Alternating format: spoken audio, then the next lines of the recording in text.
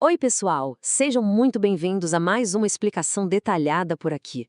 Sabe aquele assunto que tira o sono de muita gente que acaba caindo na justiça do trabalho? Pois é, hoje a gente vai desmistificar exatamente isso. Vamos mergulhar nas regras, nos limites legais e, o mais importante, naquelas alternativas estratégicas quando o assunto é o uso de testemunhas num processo trabalhista brasileiro. A ideia aqui é traduzir todo aquele juridiquês pesado e mostrar o que a lei realmente diz. Assim, fica muito mais fácil entender o cenário completo de um jeito super claro e direto. E a maior aflição de quem precisa abrir um processo costuma ser uma só. Será que é mesmo possível ganhar uma ação sem ter alguém ali fisicamente para confirmar a história na frente do juiz? Olha, a resposta curta e direta é sim, absolutamente possível. Mas a resposta completa, bom, essa é fascinante e cheia de nuances legais que a gente vai desvendar agora. Para estruturar a nossa análise de hoje, a gente dividiu o material em 4 partes rápidas. Primeiro, a importância da prova. Segundo, o limite de testemunhas. Terceiro, quem não pode testemunhar. E, por fim, o ponto 4, como vencer sem testemunhas. Vamos nessa? Então, começando pela seção 1, a importância da prova, separando o mito do fato. Olha só, tem um mito enorme de que apresentar uma testemunha é uma exigência absoluta para um processo andar, mas isso não é verdade. A CLT, lá no artigo 818, fala muito sobre o famoso ônus da prova. E o que isso significa na prática? Basicamente, a lei diz que a responsabilidade de provar alguma coisa é de quem fez a alegação. Ou seja, quem afirma tem a obrigação de provar. O pulo do gato aqui é que a lei exige a prova, mas não obrigatoriamente a testemunha física em si.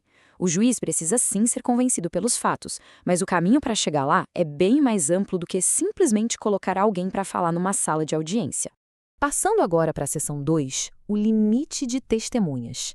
É preciso conhecer os números. Para quem vai levar testemunhas, os números funcionam com limites bem rígidos, que variam dependendo da complexidade do caso. Por exemplo, se a causa for maior que 40 salários mínimos, ela entra no chamado rito ordinário, e aí são permitidas até 3 testemunhas por parte. Agora, se for um processo mais rápido, com um valor menor que esses 40 salários, a gente entra no rito sumaríssimo e o limite cai para 2 testemunhas. Tem também uma exceção interessante. No inquérito para apuração de falta grave, esse número pode subir para até 6. Claro, os juízes têm ali um certo grau de flexibilidade, mas, no geral, essas regras existem justamente para garantir que o processo não se arraste para sempre. Vamos então para a seção 3. Quem não pode testemunhar? As regras de elegibilidade. Aqui o bicho pega, porque as exclusões da lei são super claras e bem rigorosas. Estamos falando de menores de 16 anos, cônjuges, parentes até o 3º grau, amigos íntimos, inimigos declarados e qualquer pessoa que tenha um interesse direto no resultado daquele litígio.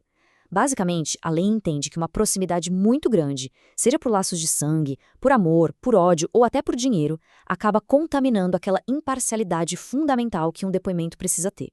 E não para nas proibições familiares, viu? Os juízes analisam com uma lupa a idoneidade moral e a imparcialidade de quem senta ali para depor. Testemunhas que são consideradas suspeitas podem ter as falas totalmente descartadas. Isso inclui, por exemplo, pessoas que estão ali numa clara troca de favores, empregados que ocupam altos cargos de confiança na empresa ou até ex-colegas que tenham entrado com processos idênticos fazendo os mesmos pedidos contra o mesmo empregador. No fim das contas, a credibilidade é literalmente tudo. E agora, a nossa seção 4. Como vencer sem testemunhas. As alternativas estratégicas. Essa é, sem dúvida, a parte mais empoderadora da nossa análise. Se a testemunha não é obrigatória, o primeiro ponto de ouro é entender um termo jurídico chamado confissão ficta. Traduzindo do juridiquês para a gente, isso quer dizer que se a empresa oponente simplesmente ignorar um fato na defesa, não contestar aquilo ou, pior ainda, faltar à audiência, bom, o juiz pode presumir que o que foi alegado é verdade. Ou seja, o silêncio ou a ausência da outra parte pode acabar validando as reivindicações de forma automática, sem precisar que nenhuma testemunha abra a boca. Mas e se houver defesa?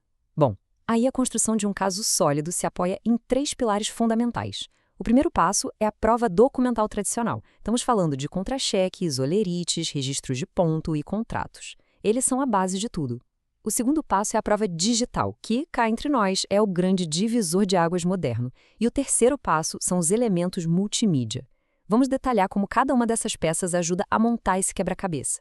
Tem muitos cenários onde o documento não só substitui o que é falado, mas ganha de lavada em termos de relevância.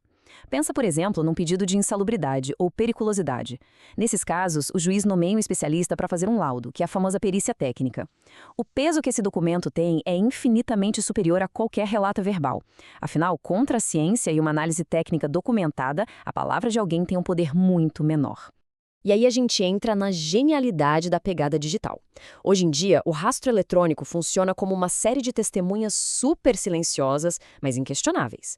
Pensa em e-mails corporativos, logs mostrando a hora exata de login e logout no sistema e, claro, o famoso WhatsApp.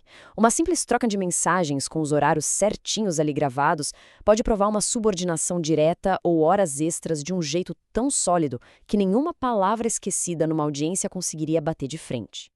Além disso tudo, ainda temos os elementos multimídia a nosso favor. São fotos que provam como era um ambiente de trabalho de verdade, vídeos que flagram um claro desvio de função ou até mesmo áudios. E olha um detalhe importantíssimo. Gravações feitas por uma das pessoas participando da conversa, mesmo que a outra não saiba, são totalmente aceitas pela lei, desde que não envolva nenhum tipo de sigilo legal, claro. Isso joga uma luz cristalina, sem distorções, sobre a realidade do dia a dia da empresa. E tudo isso amarra num conceito fundamental da justiça.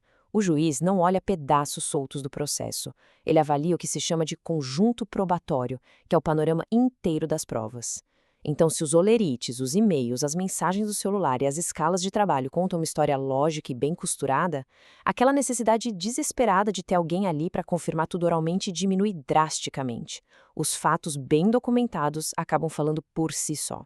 Então, o grande pulo do gato que a gente tira dessa nossa explicação é que a testemunha física, em carne e osso, definitivamente não é a única dona da verdade dentro de uma ação trabalhista. Na verdade, o sucesso legal costuma ser ditado pela capacidade de organizar bons registros físicos e digitais. A energia de quem está num processo tem que ser muito mais focada em juntar essas evidências sólidas do que em perder noites de sono com medo de não ter vozes suficientes para testemunhar a favor. Para a gente encerrar essa análise, fica aqui uma reflexão bem provocativa. Pensando na rotina de trabalho e na tecnologia que a gente usa o tempo todo, será que o rastro digital deixado todos os dias conta a história real e inquestionável do que acontece no ambiente de trabalho? É o tipo de pergunta que muda totalmente a forma como a comunicação profissional deve ser encarada a partir de hoje.